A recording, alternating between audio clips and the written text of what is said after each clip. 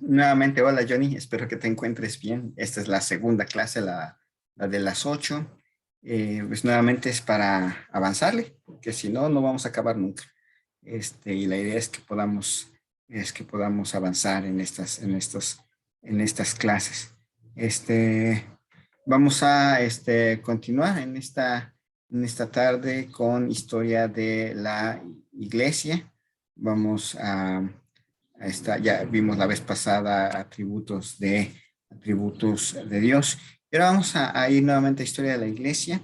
Recuerda que esto es una clase más que nada sobre su impacto práctico en la vida cotidiana. No es mi intención llenarte de datos y de historias y de fechas y individuos, aunque yo llevé historia de la iglesia en ese sentido. No me gustó. Entonces, espero que a ti sí te guste esta nueva forma de dar esta clase. Y incluye un cuestionario al final para que sepa que sí viste la clase. No tienes que entregarlo hoy, puedes entregarlo en el transcurso de la semana, pero antes de la siguiente clase. Si no has entregado la siguiente clase, entonces sí no va a ser algo muy bueno. Entonces, hemos estado viendo en esta clase de historia de la iglesia, estuvimos viendo en primer lugar qué es la historia de la iglesia y por qué es importante. Y ahí nos pasamos buena parte de la clase y empezamos a ver el contexto político, cultural y religioso del cristianismo primitivo. Y en primer lugar estábamos viendo la clase pasada, el contexto del judaísmo. El cristianismo surgió de muchas maneras como una consecuencia del judaísmo y los cristianos en el primer siglo eran conscientes de sus raíces en la religión cristiana. Pero ese rompimiento, como diríamos, unión, se rompe en el año 70 después de Cristo, cuando finalmente Jerusalén cae y entonces tanto cristianos como judíos como romanos llegan a la conclusión de que no son que el cristianismo no es lo mismo, no es una versión 2.0 del judaísmo. Y bueno, el otro punto de contexto, el otro punto de contexto es el Imperio Romano. Ese es el otro punto de contexto y pues vamos a orar. Señor y Dios, te doy gracias en esta tarde por la vida que nos concedes. Te ruego, Señor, tu bendición para Jonathan, que tu Señor sigas preparándolo en todas las maneras, tanto en las maneras académicas como en las maneras espirituales, que a mí me des la sabiduría para poder darle lo que yo tengo para poder entrenarlo, pero sobre todo que sepa él y sepa yo que en realidad el gran entrenador de un siervo eres tú, Señor. Bendice, Señor, este tiempo, que sea provechoso en el nombre de Cristo Jesús. Amén. Muy bien, Jesús nació en una tierra gobernada por el Imperio Romano. Durante los siglos I y siglo II, los emperadores romanos extendieron su dominio sobre un vasto reino que se extendía desde lo que hoy es el Reino Unido, el desierto del Sahara, todo el norte de África, España, Francia, algunas partes de Bélgica, Holanda, Alemania, buena parte de la península de los Balcanes, lo que es Oriente Medio, lo que antes era llamado como Asia, que en realidad hoy es Turquía, y llegaba hasta Irak. El imperio alcanzaba más o menos unos 4.800 kilómetros de este a oeste, casi la longitud de los Estados Unidos, y los historiadores estiman que contenía cerca de 50 millones de personas, 60 millones de personas. Para comienzos del siglo II, Roma era la única superpotencia del mundo y se encontraba en medio de un intervalo de 200 años conocido como la Paz Romana, donde había poca o ninguna guerra internacional. Había guerras internas, pero no internacionales. Como diríamos, un paréntesis, hay que recordar que en matemáticas históricas, del año 0 al año 99 es el siglo I, del año 100 al año 199 es el siglo II y así nos vamos. Por eso ahora estamos en el siglo XXI, me parece. Aunque Roma no tenía rivales externos, sí tenía problemas internos. Cristo nació en un imperio romano que experimentaba una gran agitación. Las rebeliones locales casi continuas estallaban contra el imperio romano, particularmente entre los judíos. Siempre atentos para mantener su autoridad, los líderes romanos vigilaban las amenazas a su control. La religión oficial del Estado romano adoraba a un panteón en evolución de deidades caprichosas que supuestamente gobernaban las fuerzas de la naturaleza. Al conquistar una tierra nueva, por lo general, Roma incorporaba a los dioses locales a su religión imperial. Dado que el imperio creció en autoridad y prominencia, el culto oficial se convirtió en la adoración del mismo emperador. El objetivo de toda devoción religiosa ante los ojos de las autoridades romanas era mantener la unidad cívica y obtener el favor divino. Hablaremos más al respecto en unos instantes. Entonces teníamos que el cristianismo surgió en un contexto del judaísmo, en un contexto del imperio romano y en un contexto filosófico y religioso del mundo, diríamos, lo llamamos helénico.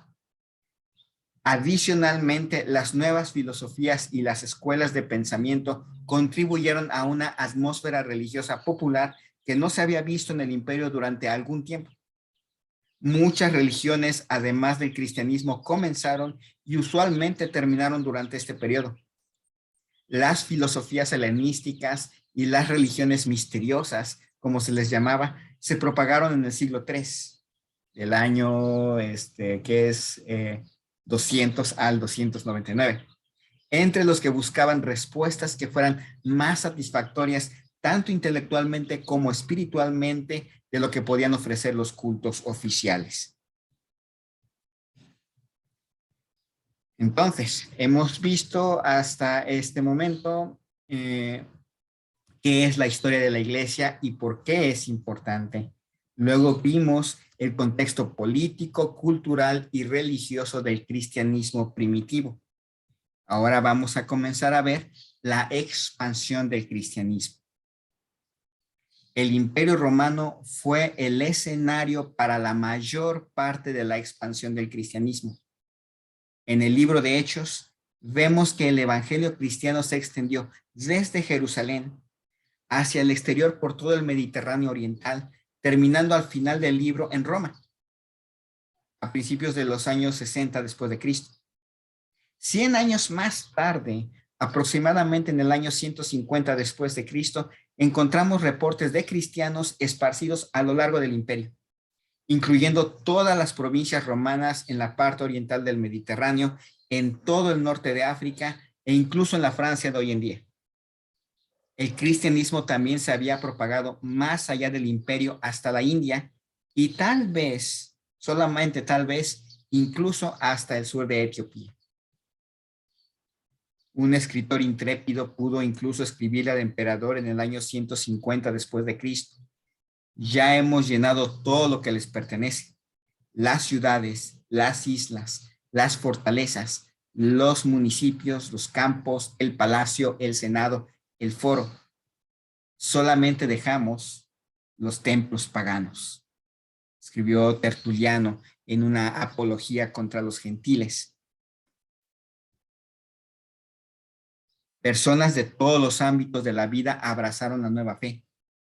La mayoría de las personas, la mayoría de los primeros cristianos vivieron en áreas urbanas y eran en su mayoría gente de clase media, aunque personas de clases más bajas e inferiores también creyeron.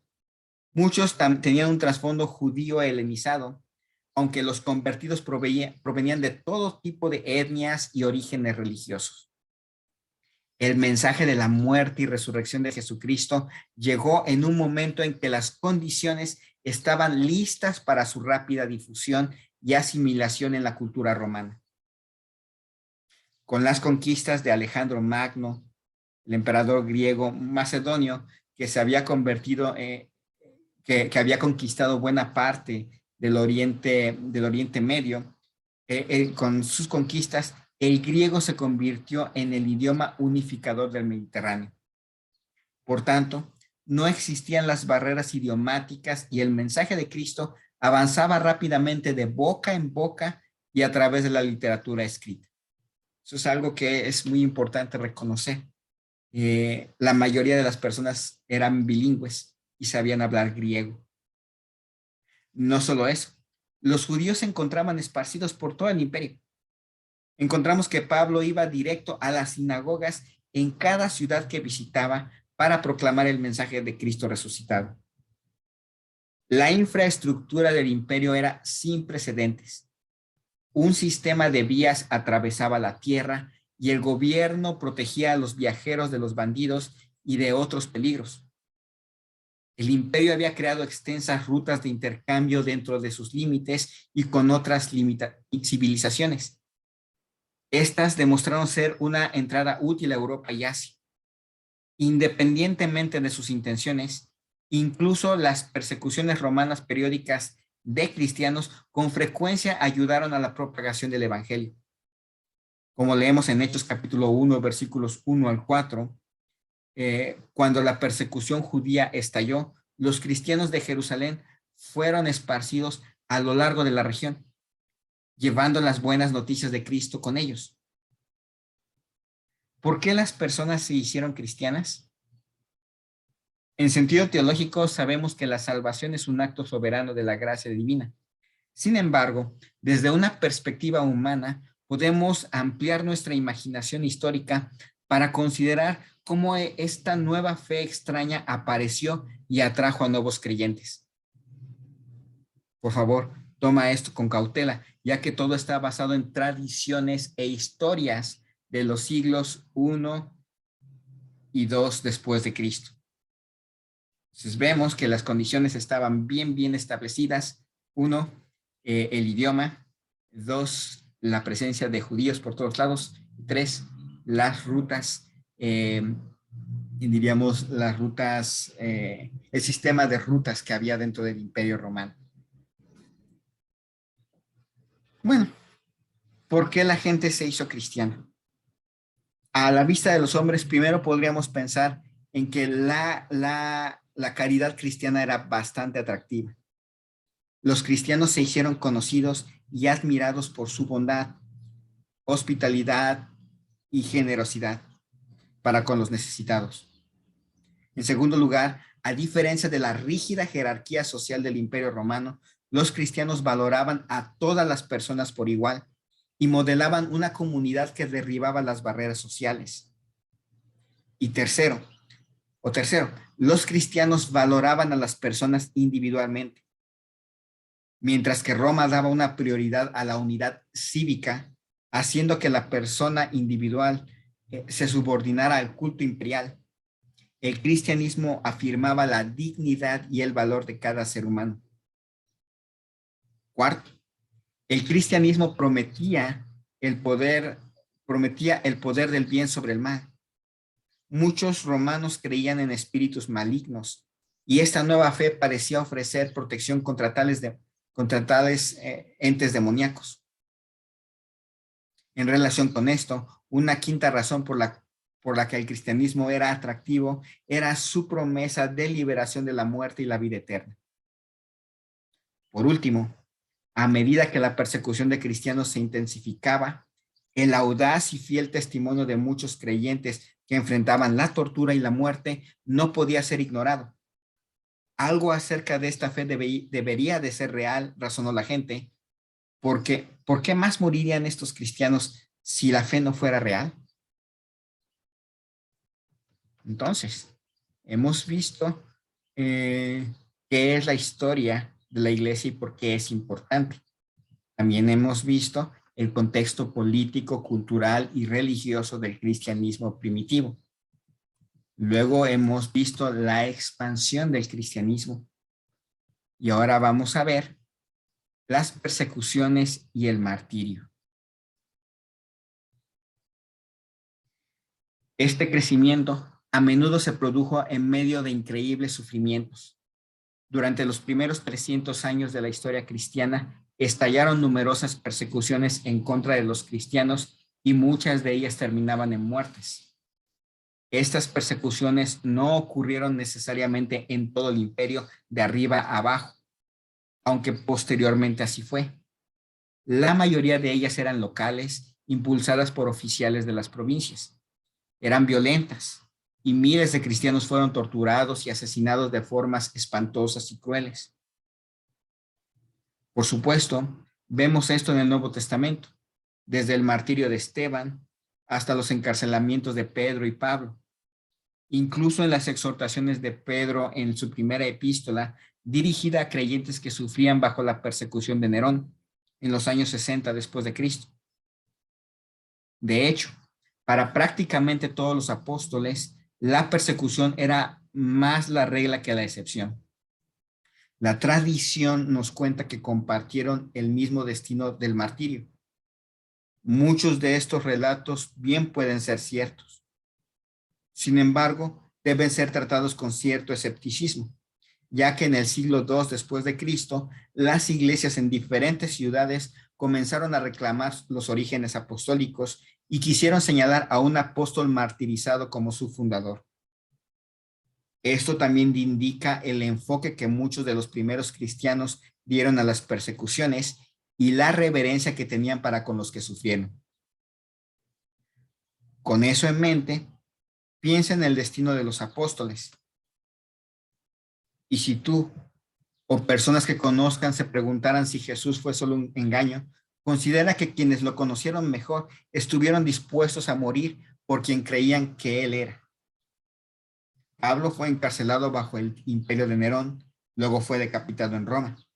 Santiago, hermano de Juan, fue decapitado por Herodes.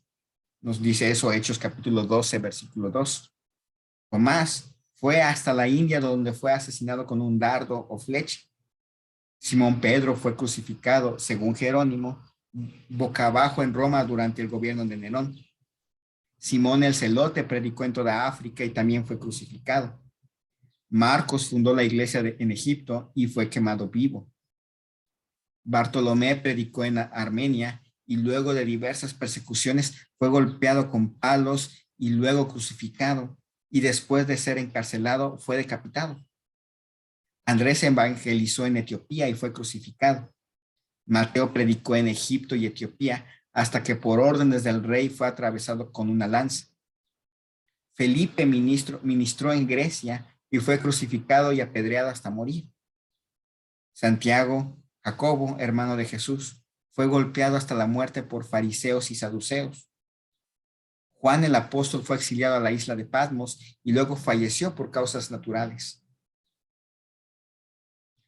Una temprana y famosa persecución detonó durante el imperio de Nerón, en el año 64 después de Cristo. Un terrible incendio calcinó la ciudad de Roma. Muchas personas en la ciudad probablemente con justa razón culparon a Nerón por la tragedia. El historiador romano Tácito escribe la respuesta del emperador. Para acabar con este rumor, Nerón tachó de culpables y castigó con refinados tormentos a esos que eran detestables por sus abominaciones y que la gente llamaba cristianos. Este nombre les viene de Cristo, que había sido entregado al suplicio por el emperador Poncio Pilato durante el principado de Tiberio. Tácito continúa. Empezaron pues a apresar a los que confesaban su fe. Luego, basándose en sus declaraciones, apresaban a otros muchos que fueron convictos, no tanto del crimen de incendio como de odio contra el género humano. No se contentaron con matarlos. Se ideó el juego de revestirlos con pieles de animales para que fueran desgarrados por los dientes de los perros, o bien los crucificaban, los embadurnaban de materias inflamables y al llegar la noche, ellos iluminaban las tinieblas como si fueran antorchas. Nerón abrió sus propios jardines para estos espectáculos. Observa la acusación de Tácito de odio contra el género humano.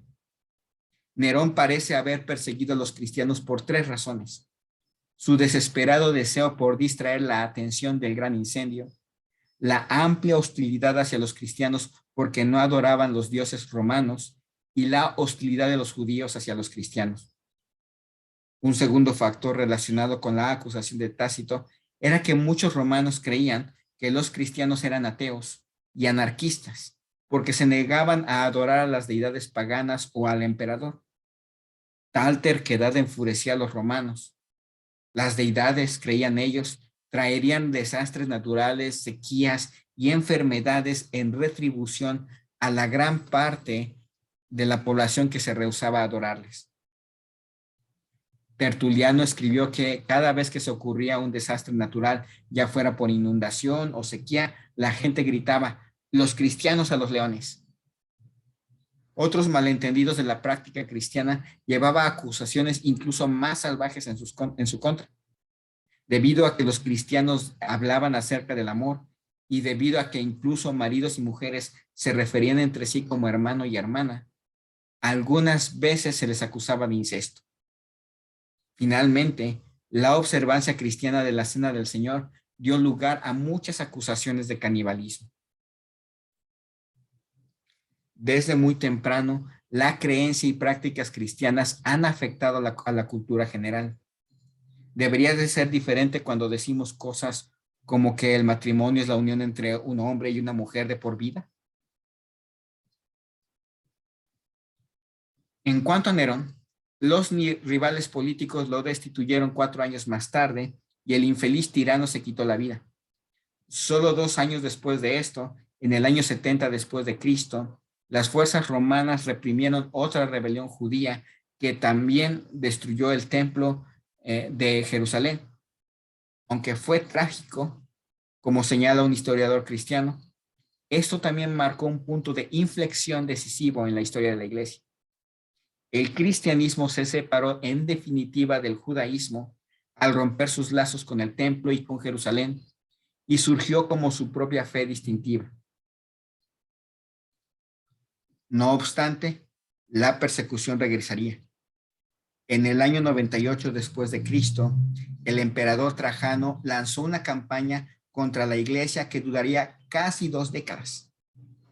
En una reveladora correspondencia entre Plinio el Joven, gobernador de la provincia de Bitinia, y Trajano, Plinio preguntó si la simple mención del nombre cristiano ameritaba un castigo o solo las actividades asociadas con él. Trajano, el emperador, respondió que los cristianos deberían de ser castigados solo si se negaban a repudiar su fe y adorar a nuestros dioses. Si rechazaban su fe, deberían de ser liberados.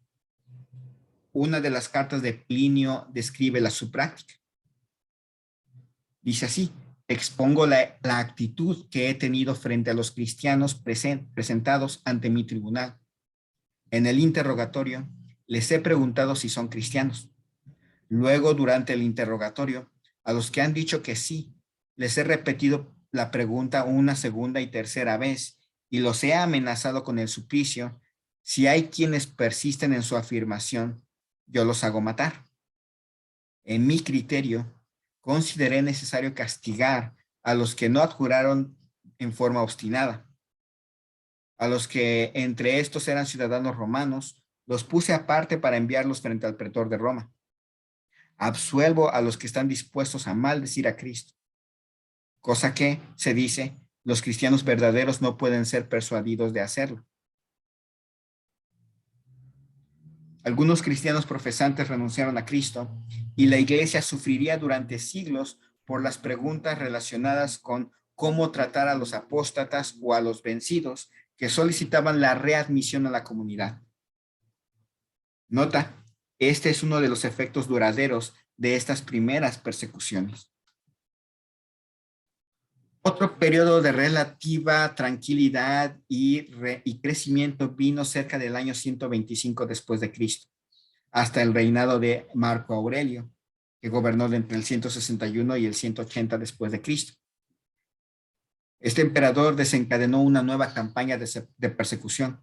Muchos cristianos fueron martirizados durante estos años, entre ellos importantes líderes de la iglesia como Policarpo. Eusebio registra que cuando el procónsul ordenó a Policarpo que maldijera el nombre de Cristo, su respuesta fue: durante 86 años he sido su siervo y él nunca me ha hecho daño alguno. ¿Cómo puedo blasfemar a mi rey, quien me salvó? Tengo bestias salvajes, amenazó el procónsul. Te arrojaré a ellas si no cambias tu manera de pensar. Que vengan las bestias, respondió el anciano. Si menosprecias a las bestias, contestó el procónsul, si no cambias de parecer, te haré arder en fuego. Me amenazas con fuego que arde solamente brevemente y después de un corto tiempo se apaga, porque ignoras el fuego del juicio venidero y el castigo eterno, que está reservado para los malvados, declaró Policarpo. Pero ¿por qué tardas? Haz lo que quieras. El procónsul se pasmó y envió a su heraldo al centro del estadio para que proclamara 3 veces: Policarpo ha confesado que es cristiano. Ante esto, toda la multitud de gentiles y judíos se enardecieron encolerizados y gritaron a viva voz: debe ser quemado vivo. En menos tiempo del que se precisa para contarlo, la multitud recogió troncos y leña seca. Cuando la pira estuvo lista, Policarpo oró: oh Padre de tu amado Hijo Jesucristo, por quien te conocemos, te bendigo por este día y esta hora, que yo puedo, junto a los mártires, compartir la copa de Cristo para la resurrección, para vida eterna, tanto del alma como del cuerpo. Cuando hubo terminado, encendieron el fuego y ardió una gran llama. Esto viene en un libro que se llama Historia Eclesiástica, de aquellos siglos. Luego de esta temporada de prueba, los cristianos disfrutaron otras 2 décadas de relativa paz, mientras que la fe continuaba creciendo por todo el imperio. A partir del año 197 y hasta el año 212 después de Cristo, hubo más persecución. Desde los linchamientos en Alejandría hasta los ataques de la mafia en Roma y las persecuciones judiciales en Cartago, la fe de los creyentes fue puesta a prueba fuertemente. La persecución disminuyó hasta el año 235 después de Cristo y luego comenzó a crecer nuevamente. Las condiciones se volvieron graves en el año 250 después de Cristo, cuando el nuevo emperador Decio asumió el trono, deseando restaurar a Roma a su gloria anterior. Para promover la unidad cívica, ordenó que todos los ciudadanos participaran en sacrificios públicos a los dioses romanos. Aquellos que cumplían recibían los libelli o certificados que probaban que habían rechazado los ritos exigidos, que habían realizado los ritos exigidos. Se encontraron certificados de este tipo en Egipto, por ejemplo. Quienes se negaban eran considerados traidores y eran castigados severamente. Algunos cristianos evitaban los sacrificios y conseguían los certificados de funcionarios codiciosos y corruptos. Muchos apostataron y negaron su fe. Otros huyeron al exilio. Algunos creyentes resistieron y fueron ejecutados. Pero la iglesia se había vuelto complaciente y no estaba preparada para manejar tal persecución. Muchos de los que todavía profesaban la fe se dividieron y se enfrentaron entre sí en disputas para demostrar cuál fe era genuina y comprometida. Para el año 251 después de Cristo, un historiador escribe: todo el cristianismo mediterráneo parece estar en ruinas. Esto sirve para advertirnos de que no debemos romantizar la persecución y pensar que siempre solamente fortalece y hace crecer a la iglesia. Bajo el dominio de Decio, la persecución casi logró destruirla. Antes de poder llevar a cabo su exterminio contra la iglesia, Decio murió en el campo de batalla y la persecución disminuyó por un par de años.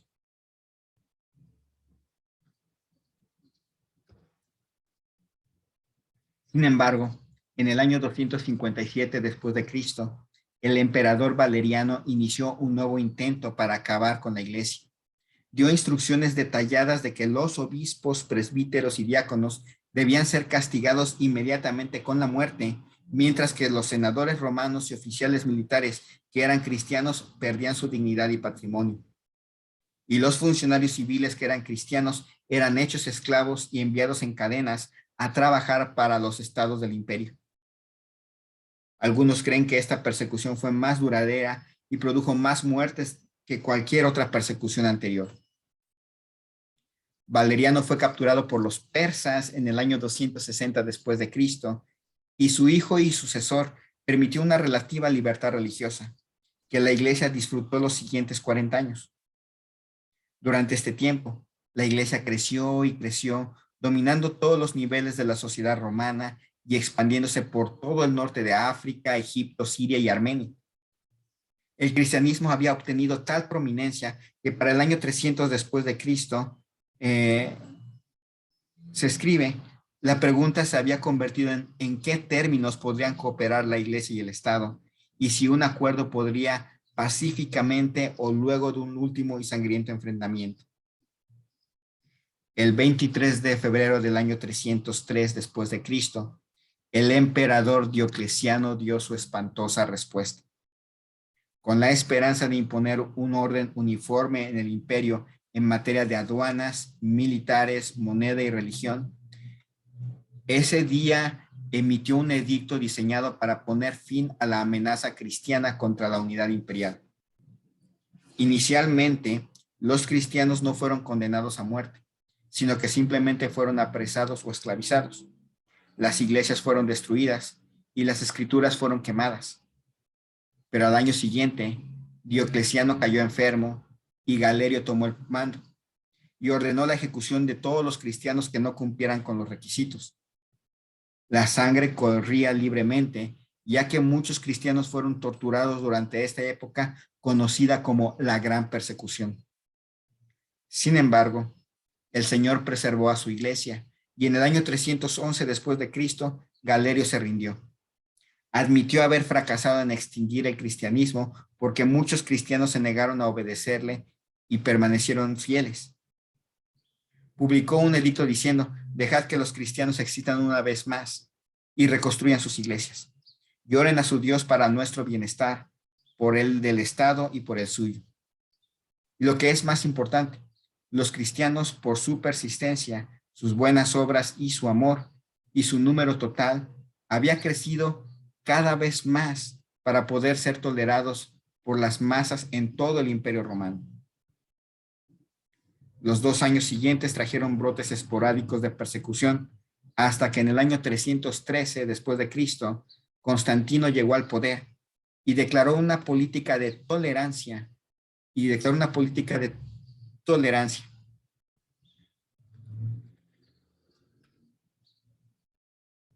todo el imperio hacia el cristianismo. Durante sus primeros 3 siglos, la iglesia había sobrevivido a la oposición más severa que se puede imaginar. ¿Podría ahora sobrevivir a la aceptación? Vamos a orar. Señor y Dios, te damos gracias en esta tarde por la vida que nos concedes. Pido, Señor, tu bendición. Nos recuerdes cómo mucha gente sufrió por mantener la fe. Y gracias porque ahora no tenemos que sufrir físicamente, quizás emocionalmente, quizás anímicamente, pero no físicamente. Señor, gracias. Ayúdanos a llevar tu palabra mientras en nuestro país haya libertad. Te rogamos, Señor, por aquellos misioneros y cristianos que están en países donde la presión realmente es física, o en países donde la presión social es realmente fuerte. Te rogamos, Señor, que tú hables, que tú les fortalezcas, les animes, les protejas, Señor, y la iglesia siga creciendo en esos lugares. Pido, Señor, tu bendición en este tiempo, que sea espiritualmente provechoso. Cuida, Señor, de Jonatán. Ayúdalo, Señor, en sus sufrimientos y en sus pesares. Te ruego esto en el nombre de Cristo Jesús. Amén. Bien, gracias, Johnny. Espero que sigas animado, echándole ganas. Nos vemos pronto. Cuídate mucho.